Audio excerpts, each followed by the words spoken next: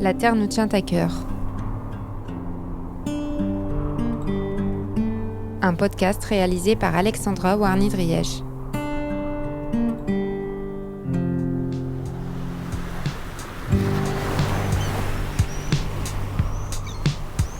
À travers ce média, je vous emmène sur le terrain, au plus près de celles et ceux qui étudient, soignent ou subissent les effets des bouleversements écologiques.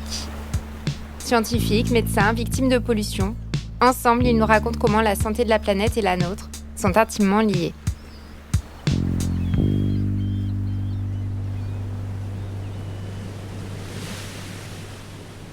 Bienvenue dans ce tout premier épisode de La Terre nous tient à cœur.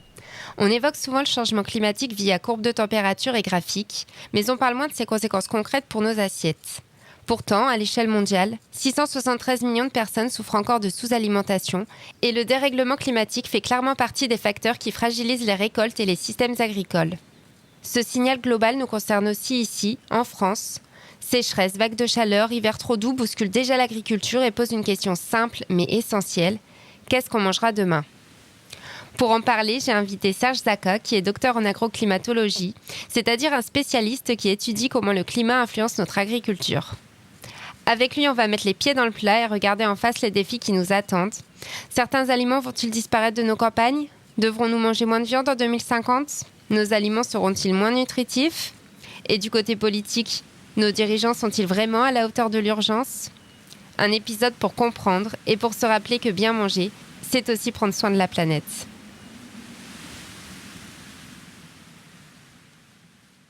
Serge Zaka, bonjour. Bonjour. Vous êtes agrométéorologue, agroclimatologue. C'est un métier assez unique, d'autant plus en France où il n'existe pas de formation spécifique ni de parcours tout tracé pour y parvenir. Alors, pour commencer, pouvez-vous nous expliquer la différence entre ces deux disciplines et surtout, qu'est-ce qui vous a conduit à embrasser ce métier si particulier ? Alors, l'agrométéorologie et l'agroclimatologie sont très proches, mais se distinguent au niveau de la temporalité. Par exemple, l'agrométéorologie, c'est le temps qu'il va faire dans les prochains jours. C'est l'impact de la météo sur l'agriculture. Et là, ça va donner des décisions plutôt agricoles. Est-ce que je dois semer mon blé ? Est-ce que je dois récolter mon maïs ? Est-ce que je dois protéger mes vaches laitières d'une canicule ? Est-ce que je dois protéger les fleurs de mon pommier d'un risque de gel à venir ? Donc ça, c'est vraiment la protection des cultures qui sont déjà en parcelle. Tandis que l'agroclimatologie, donc là, c'est plutôt du long terme, c'est-à-dire 20, 30, 40, 50, 100 ans, c'est l'étude du changement climatique sur l'agriculture. C'est-à-dire, est-ce que je dois commencer à préparer l'arrivée du kaki en Alsace ou de l'abricot ? Ce qui suggère que ce ne sont pas que des décisions agricoles, mais aussi socio-économiques et politiques, parce que quand on introduit de nouvelles filières, de nouvelles façons de travailler avec le sol, de nouvelles façons de considérer les paysages dans l'équation de l'agriculture, de la maîtrise du microclimat des parcelles, de l'écoulement de l'eau, c'est des choses en fait qui prennent des années et des années à se mettre en place. Et pourquoi j'en suis arrivé à là ? C'est que quand on était au lycée, il fallait choisir des voies, vous savez, entre la biologie, la physique, la chimie, ce qu'on va faire après le bac. Alors, j'ai été perdu comme la plupart des élèves, mais c'est que je voulais absolument travailler sur l'impact du changement climatique sur quelque chose. Parce que j'avais beaucoup de connaissances en météo et en climatologie, mais je ne voulais pas m'arrêter à ces connaissances-là dans ma vie et tourner autour de ces connaissances. Je voulais appliquer ces connaissances à quelque chose. Et ayant un petit faible, on va dire, pour le végétal, la biologie, et étant un petit peu meilleur en biologie qu'en mathématiques à l'école, je l'avoue, et j'ai choisi la voie biologie et l'application sur l'agriculture. Ok. Vous êtes très actif sur les réseaux sociaux pour vulgariser vos travaux. Pourquoi c'est important pour vous de parler directement au grand public, malgré d'ailleurs des réactions hostiles et le harcèlement que vous subissez depuis plusieurs mois ? Alors, je considère que mon métier n'est pas juste là pour faire beau et écrire sur des papiers scientifiques, les publier ou faire de belles choses en interne. Parce qu'il est vrai que dans les centres de recherche d'excellence français, comme l'INRA ou d'autres centres de recherche, on travaille sur l'impact du changement climatique sur l'agriculture, mais le but, c'est pas qu'on améliore les connaissances des chercheurs, c'est qu'on améliore les connaissances pour les agriculteurs et pour les politiques qui prennent des décisions pour l'agriculture. En avril 2021, j'ai été un petit peu marqué par un épisode de gel, enfin même beaucoup marqué. C'est d'ailleurs la plus grosse catastrophe agricole nationale depuis 1945. Le problème, c'était pas la descente d'air froid en avril. Le problème, c'était la douceur qu'il y a eu au mois de mars. Et beaucoup d'agriculteurs, quelques ministres et puis quelques personnes entourant le ministre, à l'époque m'ont posé des questions. Je ne comprends pas, dans le contexte du changement climatique, logiquement, je m'étais dit qu'il y avait moins de risques de gel, donc moins de dégâts dus au gel. Et alors qu'en réalité, les scientifiques, à l'INRA ou dans d'autres centres de recherche, avaient travaillé et publié depuis au moins 10, 15, 20 ans Ah ouais. en disant que c'est la douceur de l'hiver qui fait que les végétaux se réveillent trop tôt. Mhm. Et se réveillant trop tôt, ils sont plus sensibles au gel derrière. Mhm. Et c'est assez incroyable d'avoir publié ça il y a 20 ans. Alors moi, j'ai pas participé aux recherches, ce sont mes collègues. Mais qu'aucune décision n'a été prise alors qu'on avait Ouais. pourtant étudié le On avait phénomène. l'info et Voilà. pourtant... C'est pour ça que je me suis lancé dans la vulgarisation. Mhm. C'est pour qu'on prenne les meilleures décisions, du coup, avec les éléments scientifiques à ce sujet. Et vous êtes allé encore plus loin en créant Agroclimat 2050. Donc, c'est un bureau d'études sur le long terme et aussi un site gratuit pour aider les agriculteurs et agricultrices à anticiper la météo et protéger leur culture. Vous commencez à avoir des retours de terrain qui vous font sentir que ce que vous avez créé a un réel impact et que votre travail bénévole en plus en valait la peine. Ouais. Il y a une partie bénévolat, effectivement, sur agrométéorologie.fr. Beaucoup de monde me dit mais pourquoi tu ne rends pas ce site payant, tu pourrais te faire beaucoup d'argent. Mon objectif à moi n'est pas de me faire de l'argent sur le malheur des agriculteurs parce que entre nous le changement climatique ça leur pose beaucoup de problèmes. Moi ce qui m'intéresse c'est que ces agriculteurs ont accès à des informations scientifiques d'une qualité intéressante. Alors je pourrais encore les améliorer d'année en année bien sûr, hein, il y a des choses à améliorer, mais d'une qualité intéressante qui leur donne des aspects de décision pour protéger l'agriculture dans la semaine à venir. Les animaux aussi, le bien-être animal sur les canicules, le risque d'excès d'eau, le risque de déficit d'eau, le risque de gel sur les floraisons. Tout ça, c'est la météo de l'agriculture, quoi. Enfin, l'Evelyne Delia de l'agriculture. J'essaye de le développer de façon automatique, voilà, qu'ils puissent avoir accès à des données intéressantes.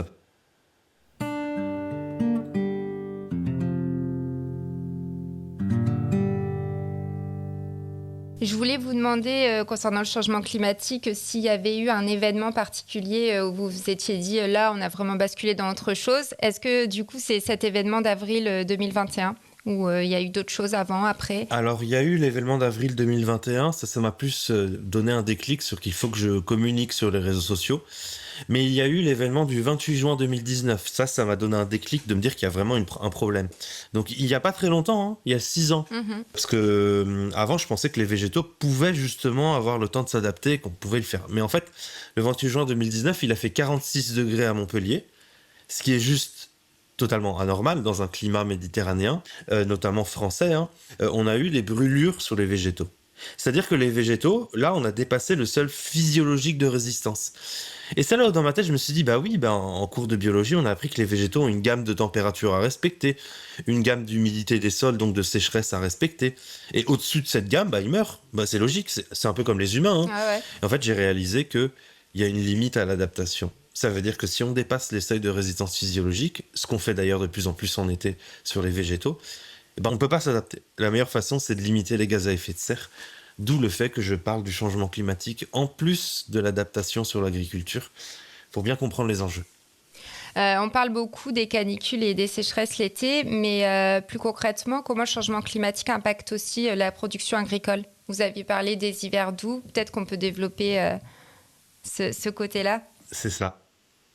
Alors, les canicules et les sécheresses sont problématiques en été. Hein. C'est l'une des principales causes de perte de rendement. Vous prenez 2022, on a eu une sécheresse majeure, 3 canicules. On avait, pour le maïs non irrigué, moins 54% de rendement. Donc c'est extrêmement conséquent. Moins 18% pour le blé dans le sud de la France, moins 20 à moins 30% pour les pommes de terre du côté du Rhône-Alpes en 2022. C'est très très conséquent en termes économiques. Les gens connaissent ces impacts-là. Il suffit d'avoir un potager ou une plante en pot. On voit bien quand il fait chaud et sec, la plante a du mal à survivre. Il y a des choses qu'on oublie généralement, c'est notamment le manque de froid. Ça, on en parle beaucoup moins. Un hiver doux peut avoir des conséquences très importantes sur l'agriculture. Par exemple, les vecteurs de maladies, les mouches, les moustiques, les pucerons. Donc, moustiques, le chikungunya, par exemple pour l'homme. Les mouches, la DNC, c'est ce qu'on a exactement en ce moment. Ouais. À cause d'un manque de gel, on a une propagation qui est importante, en plus du déplacement illégaux des animaux. Mais lorsqu'un animal malade arrive et qu'il y a des mouches qui sont sur place, elles peuvent se déplacer parce qu'il n'y a pas assez de gel. Donc le risque de maladie augmente avec le manque de gel. Et les pucerons, je prends par exemple la jaunisse de la betterave, le puceron est un vecteur de cette maladie. Le deuxième point, c'est sur la structuration des sols, mais ça reste quelques techniques agronomiques, je ne reviendrai pas dessus, mais voilà, avoir du gel, ça structure un petit peu mieux les sols. Et le dernier point, c'est peut-être le plus important de toute l'arboriculture, vraiment, c'est encore plus que les canicules et les sécheresses, le manque de froid intervient sur la floraison. Un arbre, il a besoin de froid pour fleurir. Et tous les vergers qu'on a plantés depuis 100-200 ans en France, ils sont calibrés pour que la période de froid que nous avons, rentre bien dans les froids que nous pouvons obtenir sur la France. C'est-à-dire qu'on aura des pommiers qui ont besoin de plus de 1000 heures de froid. Le cassis aussi, du côté de la Bourgogne. L'abricotier, le pêcher, l'olivier, tout ça c'est bien calibré au niveau de la France pour qu'on ait suffisamment de froid pour faire fleurir le végétal. Et s'il n'a pas suffisamment de froid, soit la floraison est très mauvaise, soit l'arbre ne fleurit pas. Ce qui pose du coup des problématiques à terme sur les rendements d'arboriculture. Et au-delà des rendements, quand les cultures subissent autant de stress, donc chaleur, manque d'eau, maladie, est-ce que ça peut aussi modifier la qualité nutritionnelle de ce qu'on mange ? Exactement. Alors, on aura toujours une très bonne qualité par rapport à ce qu'on avait au Moyen-Âge, qu'on soit d'accord. Mais cela peut modifier quand même les apports nutritionnels, voire le goût. Et il y a plein d'exemples. J'en donnerai quelques-uns, mais ça va être passionnant parce que ça concerne votre quotidien. Par exemple, les oranges n'ont pas le même taux de sucre ou n'ont pas la même acidité suivant les conditions de maturation en parcelle, donc à la fin du cycle, quand elle prend ses couleurs, quand elle grossit dans l'arbre. On a déjà observé une évolution de l'acidité des oranges avec l'évolution climatique. Pour le vin, on a également un vin qui a un taux d'alcool plus élevé. Parce que le terroir qu'on avait il y a 70 ans n'est plus le même que ce qu'on a maintenant parce que le climat a évolué. Et donc, les grappes qui ont besoin d'eau pour gonfler, elles vont moins gonfler parce qu'il y a moins d'eau. Donc, c'est comme la grenadine. Si on met moins d'eau, il y a plus de sucre, c'est plus sucré. Là, c'est exactement pareil. La grappe va être plus sucrée. Et vu que c'est le sucre qui fait l'alcool derrière, plus d'alcool. Le taux d'alcool va forcément augmenter. Ensuite, on a une vitesse de croissance. Je terminerai par ça pour cette question. Par exemple, pour le blé, il y a certaines études, pas toutes, mais il y a certaines études qui montrent que vu que le blé va pousser plus vite à la sortie du printemps, parce qu'il y a plus de CO2, ce qui favorise sa croissance, il y a plus d'eau, il y a plus de douceur, le grain de blé va pousser plus vite et il y aura moins le temps de le remplir en amidon. Ce qu'on appelle la dilution, on va dire, des nutriments. Avec une plante qui pousse plus vite, ça dilue en fait les nutriments à l'intérieur de la plante et qui fait qu'il y a moins de qualité nutritive. Mais ça reste quand même une bonne qualité nutritive. On perd quelques pourcents et toutes les études ne sont pas d'accord sur ce sujet encore. Et est-ce que ça pourrait pas accentuer certaines inégalités de santé ? Si, c'est déjà le cas. C'est déjà le cas. Vous allez dans les supermarchés, les produits en promo qui sont à l'entrée du magasin, de l'Intermarché, de Carrefour, il y a toujours des produits en promo du mois ou de la semaine là. C'est que des produits ultra transformés, qu'on soit d'accord. Et d'ailleurs, des études ont montré que la plupart des promotions, donc pour toucher les catégories des personnes qui peuvent moins payer pour acheter à manger, ça touche les catégories de produits ultra transformés en premier point. Et les personnes qui ont plus d'argent se permettent d'augmenter la qualité de leurs produits déjà dès maintenant. Avec le changement climatique, c'est attendu que cette accentuation augmente. Le but derrière, c'est d'essayer de l'anticiper et de le réduire. On travaille par exemple sur la sécurité sociale de l'alimentation. Donc ça, c'est des réponses politiques, c'est pas des réponses agricoles, c'est des réponses politiques. C'est-à-dire que chaque Français aura une somme d'argent à dépenser chez des revendeurs agréés. C'est-à-dire pas McDonald's, pas Burger King, qu'on soit d'accord. Ce sont, par exemple, des vendeurs de légumes, des vendeurs de fruits et légumes sur le territoire, des personnes agréées qui représentent en fait l'agriculture française et qui, de cette enveloppe, pourront acheter les produits de première nécessité. Quand je dis première nécessité, c'est pas les pâtes, c'est les fruits, c'est les légumes, c'est les vitamines, c'est les minéraux, c'est le produit brut qu'on peut travailler derrière. Donc ça soutient à la fois la production agricole française et ça soutient aussi le panier et de augmenter un petit peu cette quantité de nourriture. Alors il y a encore plein de défauts, plein de choses à améliorer, plein de choses à réfléchir sur la sécurité sociale de l'alimentation. On peut imaginer par exemple que si on donne une enveloppe à tous les Français, les prix vont augmenter pour profiter justement de cette enveloppe-là, qu'on pourra avoir des dérives sur du chocolat ou des jus peut-être ultra sucrés. Enfin, je veux dire, c'est encore à réfléchir, à améliorer, mais pour vous dire que ça peut être aussi une idée politique. C'est pas que agricole. Ça peut être une idée politique d'adaptation.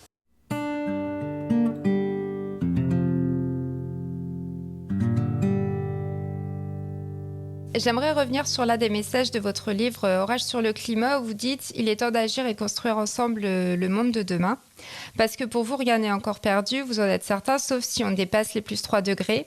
Alors pourquoi à plus 4 degrés, notre agriculture ne pourrait-elle pas s'adapter? Qu'est-ce qui se joue en fait dans ce petit degré d'écart? Ouais. C'est vrai que tout ce que je raconte est écrit dans ma biographie qui s'appelle Orage sur le climat chez HarperCollins. J'ai pas l'habitude d'en faire la publicité. Mais du coup, voilà, donc qu'est-ce qui se joue entre 3 à plus 3 degrés et plus 4 degrés? Pourquoi à plus 4, c'est fichu, quoi? Bah, c'est un seuil de limite de résistance physiologique. Par exemple, vous, en tant qu'être humain, vous avez de la fièvre, vous avez 40 degrés. Ça va, ça peut passer. Par contre, si vous montez à 41, il faut aller aux urgences. 42, là, ça devient très, très, très problématique. À 1 degré de différence, votre corps ne répond pas de la même façon à la température. Le végétal, c'est pareil. Et cette limite physiologique, un olivier, par exemple, c'est 42 à 44 degrés. Un sorgho, c'est 44 degrés. Un maïs, c'est 40. Vous descendez un petit peu plus bas, le blé, c'est autour des 35-37 degrés. On descend encore un petit peu plus bas, il y a la salade, par exemple, je fais un gros saut là, c'est à peu près 33 degrés. La salade, après, elle ne peut plus survivre. Donc ça dépend en fait des végétaux, mais quand on dépasse régulièrement les 45 à 50 degrés en été à partir des scénarios climatiques de 2070, je veux dire, là, il n'y a rien qui résiste. Je n'ai cité aucun végétal d'ailleurs qui résiste à ces températures-là. La meilleure façon d'adapter l'agriculture, justement, c'est de réduire les gaz à effet de serre pour que les scénarios après 2070 n'atteignent pas ces températures. Aucune vache laitière, aucune chèvre, aucun agriculteur d'ailleurs, aucun arbre et aucun végétal ne peut survivre dans des régions tempérées à ces températures-là. En gros, il suffit d'1 à 2 jours à ces températures-là et on perd toute la récolte de l'année sur tout le territoire. Ah ouais, ok. J'ai vu que vous aviez été récemment invité par le ministère de l'Agriculture et de la Souveraineté alimentaire pour travailler autour d'une question, à savoir comment intégrer le changement climatique afin de garantir notre souveraineté alimentaire dans un contexte de guerre et de tensions géopolitiques croissantes. Est-ce que vous avez le sentiment que le gouvernement prend enfin ce sujet au sérieux ou est-ce que ça reste encore très en décalage avec l'urgence climatique et agricole? Alors je me pose cette question tous les ans. Et tous les ans, je réponds non, on va voir la prochaine réunion s'ils vont le prendre au sérieux. Donc ça veut dire qu'il n'y a pas de sérieux. Ça veut dire que la politique que nous avons actuellement depuis à peu près 20 ans en France, et plus généralement dans l'Union européenne, est très court-termiste. Elle est très court-termiste. C'est ce qui se passe dans la semaine à venir. Là, il y a la DNC, il faut éteindre les feux. Là, il y a bientôt à venir des augmentations de taxes de carburant, il faut éteindre les feux. Il y a le Mercosur à venir, il faut éteindre les feux. En fait, on passe notre temps en politique en France à éteindre des feux sociaux. Des feux sociaux qu'on n'a pas anticipés. Parce qu'on a eu une politique court-termiste, c'est pas une politique long-termiste. Une politique long-termiste, ça anticipe les problématiques à long terme, dont le changement climatique. Une politique court-termiste, ça n'a pas suffisamment anticipé, donc ce qui était du long terme il y a 20 ans, aujourd'hui, 20 ans plus tard, ça devient du court terme. Et du coup, ça pose des problématiques.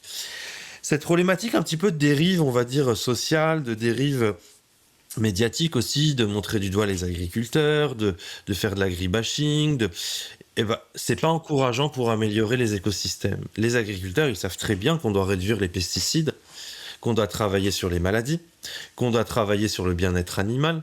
Ça fait 20 à 30 ans qu'ils travaillent dessus en réalité.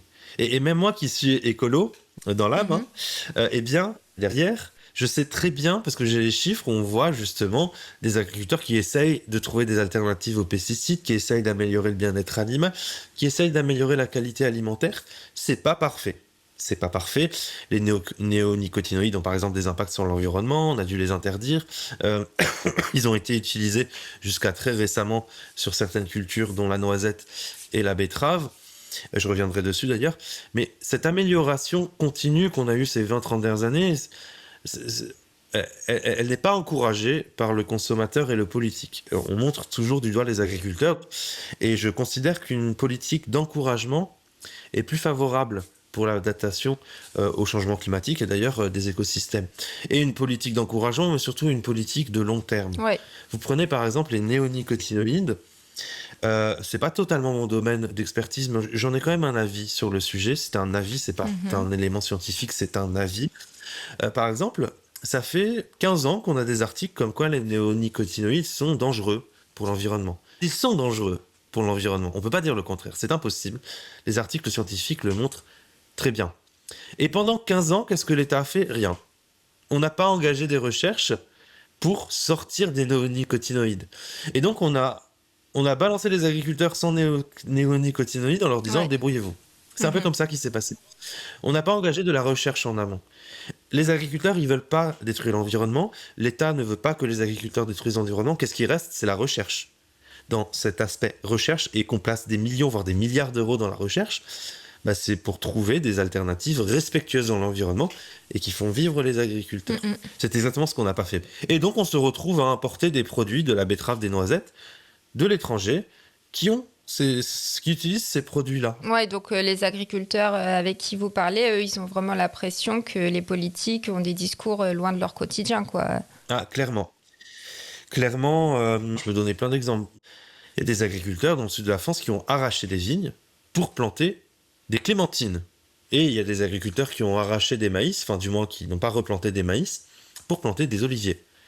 Ça veut dire que non seulement ils avaient une culture qui était à peu près rentable, mais ils ont décidé que sur 10 hectares, par exemple, ils vont arrêter cette culture. Donc ça veut dire qu'ils se tirent une petite balle dans le pied quand même, parce que la rentabilité était présente, pour planter une culture qui met 5 ans à produire son premier rendement, qui sera un petit arbre le temps que ça pousse. C'est-à-dire qu'ils investissent dans l'héritage d'avenir de nos enfants. C'est pas eux, en fait, qui vont planter les clémentines et les olives. Le temps que ça pousse, c'est pour celui qui reprend. Et c'est adapté au changement climatique, ça consomme moins d'eau, notamment pour l'olivier en remplacement du maïs.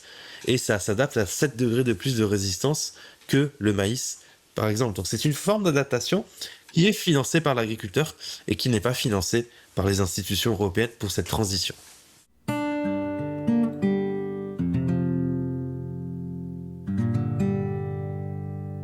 Si on se projette en 2050, en imaginant qu'on limite le réchauffement autour de plus de degrés, à quoi on pourrait ressembler l'agriculture française, du nord au sud? Alors, on en a beaucoup parlé, mais si on s'imagine une petite carte, là, on part du nord, on va jusqu'au sud. Ouais. Alors, pour faire simple, même si c'est pas totalement ça, mais on a un espèce de décalage des paysages et de l'agriculture du sud-ouest vers le nord-est. Et donc, on a par exemple la garrigue représentée par ces chênes verts méditerranéens, le micocoulier, le pin d'Alep, le thym, le romarin, la tomate, la courgette, l'abricot, la vigne, et tout ce qu'on connaît, la cigale aussi qui chante. Tout ça, ces paysages-là vont remonter vers le Lyonnais, le Dijonais, donc remonter la vallée du Rhône, un petit peu remonter en altitude aussi dans les Cévennes, les Alpes, les Pyrénées et le Massif central, et puis remonter dans la vallée de la Garonne vers le Bordelais, voire le Poitou. Forcément, si la garrigue remonte, l'olivier remonte. Maintenant, on plante des oliviers du côté du Bordelais, du Toulousain, pour préparer justement l'arrivée de ces nouveaux paysages. Donc l'aire de répartition des cultures évolue. Tandis que dans le nord de la France, on aura des cultures du sud qui remontent. Le tournesol gagne quelques terrains dans le nord de la France. Le maïs aussi, qui est déjà présent, mais gagnera peut-être que pourcentage de parcelles dans le nord de la France. Vous avez le soja aussi, qui était déjà présent, mais qui gagnera peut-être quelques potentiels de rendement avec la chaleur qui augmente. Vous avez la pomme qui remonte, la poire aussi qui remonte, voire même l'abricot, la pêche plate qu'on pourrait retrouver dans certaines régions du nord de la France, comme l'Alsace après 2050-2070. Donc c'est assez lointain quand même. Donc le nord de la France va ressembler au sud, le sud de la France va ressembler au sud de l'Europe. Donc l'adaptation au nord de la France est moins coûteuse, parce qu'on a déjà toutes les technologies, les connaissances des cultures qu'on a au sud de la France. Tandis que dans le sud de la France, ça va être beaucoup plus coûteux. Parce que les conditions climatiques vont être plus violentes, mais en plus, c'est des cultures qu'on ne fait pas. La grenade, le kaki, la nèfle, la figue de table, la figue de Barbarie. Vous avez plein de nouveaux cépages aussi de vignes qui remontent. Et là, on n'a pas les connaissances françaises à ce niveau-là, ni les cahiers de charges, ni les AOC, ni les IGP. Enfin, il faut tout recréer. Et c'est très coûteux. Euh, S'il ne fallait citer qu'un seul produit, quel est l'aliment emblématique de notre culture culinaire qui vous semble le plus menacé? Alors, il n'est pas menacé, mais il est important. C'est le plus important. Par exemple, alors c'est le blé, pour moi. C'est le blé. C'est pas le truc sur lequel on va penser, par exemple, le vin de Bordeaux ou des trucs de qualité. Non, c'est le blé. Parce que le blé est la principale calorie du monde. Le pain. Le pain, notamment, les pâtes. C'est la principale calorie du monde. Et ce qui se passe, c'est que être souverain sur cette production calorique, notamment en France, c'est-à-dire est-ce qu'on produit suffisamment de blé pour nourrir les Français en cas de guerre ou en cas de repliement sur soi, on ne sait jamais ce qui peut se passer ces 20-30 prochaines années. Eh bien, le blé est pour moi une culture à protéger. Une culture à protéger, puisque il en va de soi de la géopolitique de l'alimentation. Et pourquoi je parle du blé? En France, on produit du blé. Et même dans certaines régions du Nord, on pourrait produire plus de blé. Par contre, l'aire de répartition du blé, la qualité du blé, les zonages en fait de production du blé, avec le changement climatique, ils se décalent vers la Pologne, la Biélorussie, la Russie et l'Ukraine. Et la Russie, qui était importateur net de blé il y a 15 ans, est le premier exportateur mondial maintenant. Et je rappelle absolument que oui, c'est bien de manger des produits de qualité, oui, c'est bien de produire sur notre territoire, mais la première arme historique de la guerre, c'était la faim, avant la bombe nucléaire. Et ça, on l'a oublié. Et pour moi, c'est ça qui est très important, c'est de dire que l'agroclimatologie n'est pas juste là pour savoir qu'est-ce qu'il faut produire, comment le produire. C'est d'anticiper les risques géopolitiques d'aire de répartition des cultures, et donc de géopolitique, par exemple la Russie, moins de gel en Russie, donc une fenêtre de culture au printemps et à l'automne qui s'étend, plus de diversification variétale de blé, vu qu'il y a plus de temps de culture. Le pergélisol fond, ils le retournent, ils mettent des cultures, ils gagnent des potentiels agricoles. En réalité, il y a certains pays qui ont une vision d'avenir, alors que nous, on a une vision court terme. Et dans cette vision d'avenir, il ne faut pas se faire bouffer, c'est le cas de le dire d'ailleurs, dans 50 ans, puisque s'il faut dépendre de la Russie pour se nourrir, un pays qui dépend d'autres pays pour se nourrir, c'est un pays qui, dans la place géopolitique, n'est pas très bon. Voilà. Donc gardez quand même en tête qu'on a besoin de ce blé, de le produire bien en France et de façon bonne pour l'environnement, pour avoir une agriculture et une alimentation qui soit durable et, plus que tout ce que j'ai dit, une agriculture qui soit anticipée. C'est ce qu'il faudrait faire au niveau politique. On entend souvent que l'alimentation de demain sera végétale. C'est une caricature ou une réalité qu'on devrait tous anticiper? Alors c'est faux de dire ça. Pourquoi? Alors moi, si ça tenait qu'à moi, oui, j'aimerais bien qu'on végétalise beaucoup plus l'alimentation, mais ça ne tient pas qu'à moi. Et là, il faut considérer que dans une démocratie, on doit considérer la vie et la volonté des autres. Et c'est là où ça devient utopique. Je veux dire, moi qui travaille dans l'environnement, je mange moins de viande que la moyenne de la population. Je ne suis pas végétarien, mais je mange moins de viande. En tout cas, quand je la mange, je la mange au terroir, je la mange aux pâtures. En tout cas, quelque chose qui soit français. Du moins, je fais du mieux possible avec tous les déplacements que j'ai. Mais dans la société, tout le monde ne pense pas comme moi. Et il faut accepter que certains veulent un régime 100% carné. S'il y en a qui veulent le garder, je n'ai rien à dire. C'est pas à moi de choisir pour eux. Mais il faut savoir que là, on a 10 fois plus de gaz à effet de serre que si on mange du végétal. C'est très important. Pourquoi?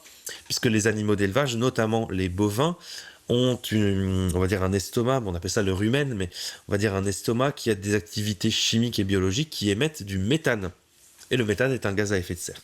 Mais en tant qu'agroclimatologue, je dois dire au passage que le bovin et l'animal a un rôle très important aussi dans l'agriculture. Et ça, on l'oublie. Par exemple, entretenir les paysages en cas de feu de forêt. Deuxième point, fertilisation. Il y a beaucoup de gens du grand public qui mangent bio et vegan et qui m'ont dit dans des conférences qu'ils ont appris quelque chose, c'est que c'est pas compatible. Parce qu'en mangeant bio, il faut de la fertilisation par l'animal. Et donc si on mange vegan, on ne travaille pas forcément sur la fertilisation du bio. Les déjections animales, elles fertilisent le bio, c'est obligatoire, on ne peut pas utiliser de produits chimiques dans le bio. Et donc, c'est par la déjection animale qu'on fertilise le bio. Donc c'est pas forcément compatible. Toute la société ne peut pas être à la fois végane et manger bio. C'est impossible. En fait, il faut trouver un équilibre pour moi, tout ça doit se passer dans le respect, la compréhension, la pédagogie. Et je sais qu'on mangera beaucoup plus de légumes dans l'avenir puisqu'on va adapter nos enfants et on va travailler sur l'éducation de nos enfants pour manger plus de légumes, de protéines végétales. Donc les pois chiches, les haricots. Dans l'avenir, il faut créer de nouvelles recettes, retravailler sur l'alimentaire dès le plus jeune âge. Parce que c'est vraiment dès le jeune âge qu'on fait évoluer notre façon de manger. C'est pas vous et moi. Vous et moi, c'est trop tard. C'est trop tard. C'est très difficile de changer notre façon de s'alimenter. Et donc, dans 40 ans, 50 ans, quand ces jeunes générations seront devenues adultes, voire ayant des enfants, bah, c'est eux qui vont continuer cette éducation à l'alimentation qu'on est en train de mettre en place dans les écoles, qui soit plus respectueuse de l'environnement et qui soit moins émettrice de gaz à effet de serre, mais qui soit tout aussi intéressante, qualitative, gustative et bonne pour la croissance de nos enfants.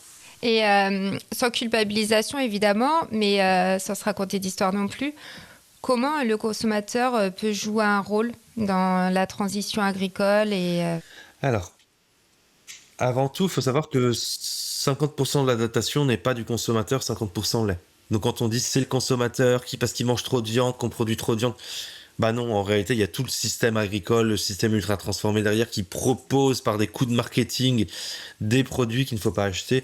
Il y a aussi une part de responsabilité des transformateurs et pas que du consommateur. Toute l'adaptation ne repose pas sur le consommateur. Par contre, nous, on parle de plus en plus de consomme-acteur. Ouais. Consomme-acteur. C'est-à-dire que c'est un peu comme un droit de vote.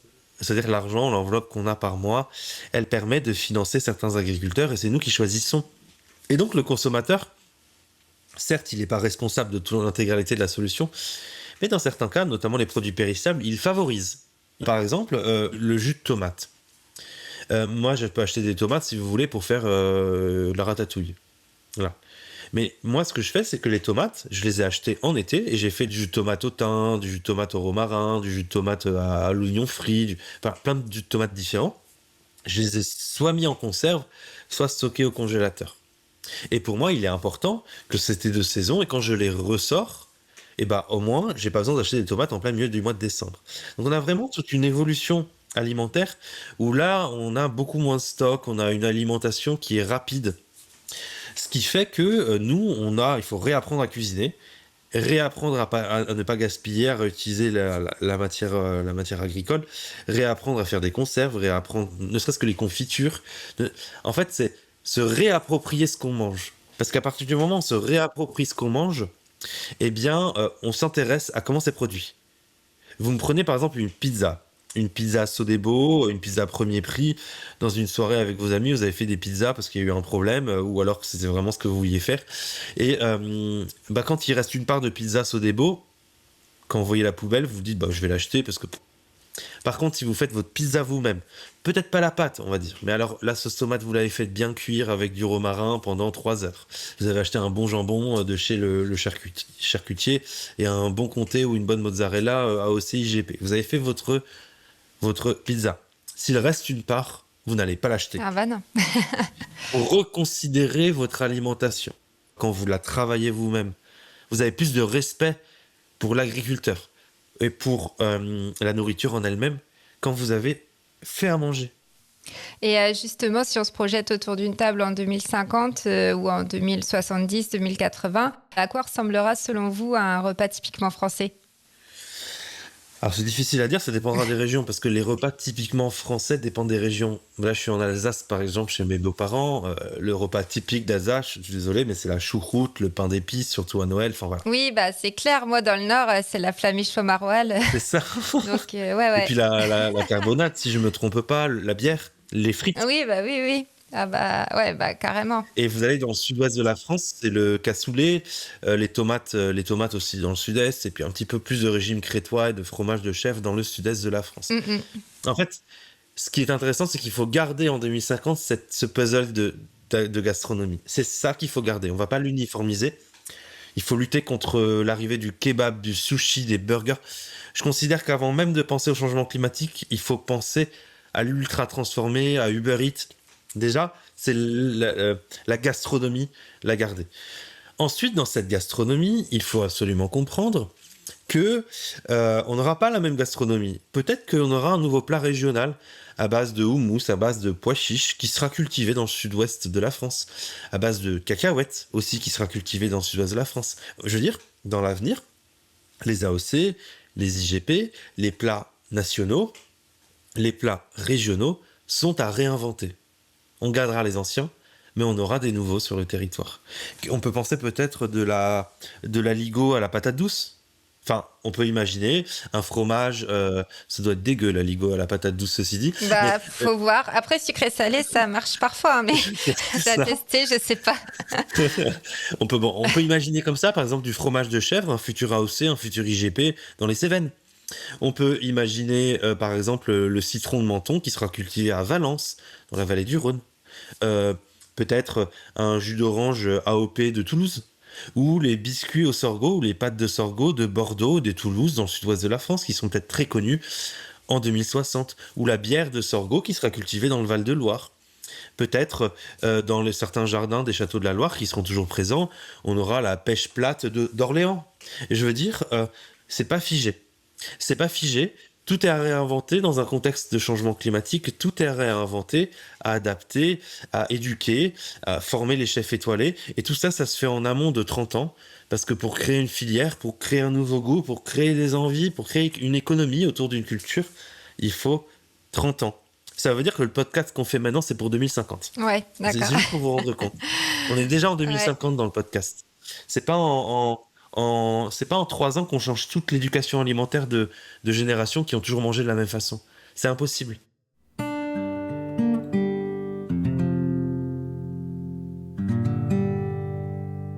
On voit aujourd'hui une fracture énorme avec des agriculteurs à bout, une écologie perçue comme punitive. Le nouveau président de la coordination rurale, Bertrand Vantaux, je ne sais pas si vous avez vu, mais il a dit, je cite, « Les écolos, la décroissance veulent nous crever. Nous devons leur faire la peau ». Pourtant, sur certaines questions comme l'accord de libre-échange UE-Mercosur, agriculteurs et écologistes s'y opposent. Alors certes, parfois pour des raisons différentes, mais est-ce que cet exemple ne montre pas qu'il existe déjà des points de convergence et qu'au fond, le conflit qu'on met en avant n'est peut-être qu'un faux conflit qui nous fait perdre du temps et freine l'action? C'est un faux conflit. C'est un faux conflit parce que sur les conférences que je fais, sur les différents déplacements, je peux vous dire qu'il y a des écolos, des agriculteurs qui s'entendent très bien. On me dit les agriculteurs détestent l'OFB. L'Office français de la biodiversité. Ouais. Alors effectivement, il y a une partie qui déteste l'OFB, mais en réalité, il y en a plein qui disent « Bah non, moi, ils m'ont donné de très bons conseils, on a avancé main dans la main ensemble. » Et en réalité, on a une espèce de... C'est complètement déformé par les réseaux sociaux et par les médias, où il faut faire du like, du buzz, où on va mettre vraiment la personne la plus extrémiste en avant, alors qu'en fait, dans la réalité de la moyenne des agriculteurs, ce n'est pas le cas. Ça cause du tort aux écolos qui ont peur de parler des sujets, et ça cause au tort aux agriculteurs, qu'on a l'impression qu'ils sont tous des énormes pollueurs, qui veulent tous détruire l'environnement. La coordination rurale, c'est minoritaire en France. Il faut savoir qu'il y a la moitié des agriculteurs, il me semble à peu près, qui ne sont pas syndiqués. Donc je suis désolé, ils ne les représentent pas. Et la coordination rurale représente 20 à 30% des syndiqués, en tout cas des régions qu'ils ont au niveau français. Oui, parce qu'on dit que c'est le deuxième, mais en fait, effectivement, si c'est le deuxième parmi seulement c'est le deuxième. 50%. C'est le deuxième, mais très loin par rapport à la FNSEA. Et je suis en train de tempérer sur la FNSEA parce que, en fait, les plus violents, c'est pas la FNSEA, hein. C'est la coordination rurale, qu'on soit d'accord. La FNSEA a certes des défauts, mais en tout cas, ce que j'ai observé par rapport au climat et à l'environnement, les anti-écolos, il y en a à la FNSEA, mais il y en a beaucoup plus, en tout cas c'est presque même regroupé, à la coordination rurale. Et oui, c'est très inquiétant cette espèce de dérive presque d'extrémisation de l'agriculture. Alors, il y a une part aussi chez les écolos peut-être de rabâcher et critiquer qui revient et qui met sous tension les agriculteurs. Mais je pense qu'il y a aussi une très grosse part d'agriculteurs qui ne veulent pas changer leurs pratiques et que même si les écolos n'étaient pas présents, ils ne seraient pas contents aussi. Ouais, d'accord. C'est comme les climato-sceptiques sur les réseaux sociaux, hein. Les climato-sceptiques, ils sont 2 à 3% sur les réseaux sociaux, mais on n'entend qu'eux. Et cette polarisation ne doit pas nous mener, nous, à nous opposer. Et on doit continuer à travailler ensemble, FNSEA, Confédération Paysanne. Je mets la coordination rurale de côté par rapport à leur président et ses propos, hein, je préfère mieux le mettre de côté. Mais nous, les écolos scientifiques, écolos politiques également, écolos de tous les bords, on doit continuer à avoir main dans la main et à avancer, parce que dans un contexte de changement climatique, je peux vous dire que l'écologie va être fondamentale pour mieux maîtriser l'eau sur les paysages, dans le sol. On ne s'oppose pas à la production agricole, on est juste en train d'avoir un système plus durable et adapté et d'anticiper par des aspects scientifiques. Donc, je pense pas qu'on soit si opposé que ça. Il y a des oppositions sur le territoire, mais dans la vraie vie, franchement, quand je vais en conférence, il y a des gens de la FNSEA, il y a des gens qui protègent l'eau, il y a des gens qui protègent les ressources d'eau de sol, du niveau des nappes phréatiques, il y a des gens qui travaillent sur l'écosystème, sur la biodiversité, sur les oiseaux. On est présent dans la salle et face du moins au changement climatique, tout le monde écoute. Je veux dire, ça concerne tout le monde. Oiseaux, pas oiseaux, ou agriculture intensive ou pas intensive, le changement climatique, ça concerne tout le monde. Et là, on écoute. Et sur le terrain, je n'observe pas ce qu'on a sur les plateaux télé, encore une fois. Il y a des tensions. Mais alors sur les plateaux télé, on a l'impression que tout le monde se déteste, quoi. Et qu'on a l'impression que pour pouvoir résoudre le problème, il faut soit abattre l'autre partie, soit les agriculteurs, soit les écolos. Parce qu'on nous a opposés, et donc on a l'impression qu'il faut se débarrasser de l'autre pour pouvoir résoudre le problème, et donc c'est pour ça qu'on se confronte. En réalité, c'est pas le cas. C'est repris généralement par des politiques. Vous avez des politiques d'extrême droite qui veulent juste pour faire des économies, arrêter l'ADEME, arrêter l'OFB. Il y a des agriculteurs, en tout cas la plupart, sur le terrain. Ils me disent, mais c'est complètement débile, pourquoi on arrêterait l'OFB? Grâce à eux, on a pu avancer dans nos pratiques. Donc non, attention.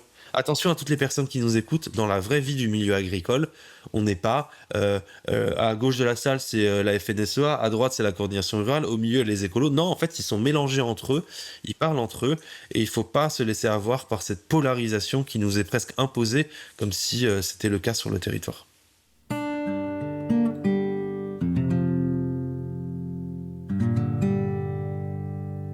Pour terminer cet entretien, j'aimerais vous demander, Serge Zaka, si vous pouviez donner un unique conseil aux jeunes générations, lequel serait-il ? Alors déjà, pour ceux qui ne veulent pas être agriculteurs, apprenez à faire à manger.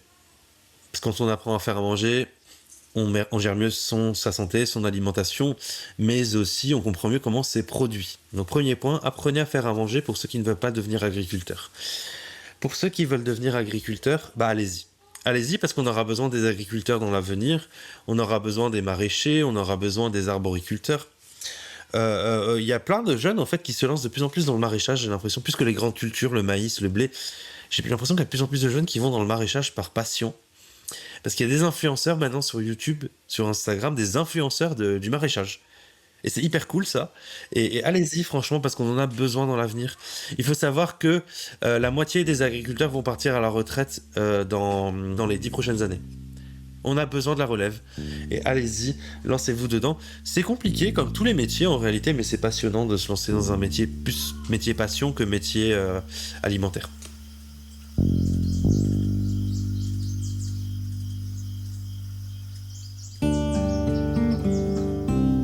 Merci d'avoir écouté La Terre nous tient à cœur. Si cet épisode vous a plu, n'hésitez pas à le liker, à le commenter ou à le partager autour de vous, car c'est ce qui aide le podcast à grandir. Et si vous avez une question, une idée de sujet ou tout simplement envie de découvrir les coulisses des épisodes, rendez-vous sur Instagram, sur le compte La Terre à cœur.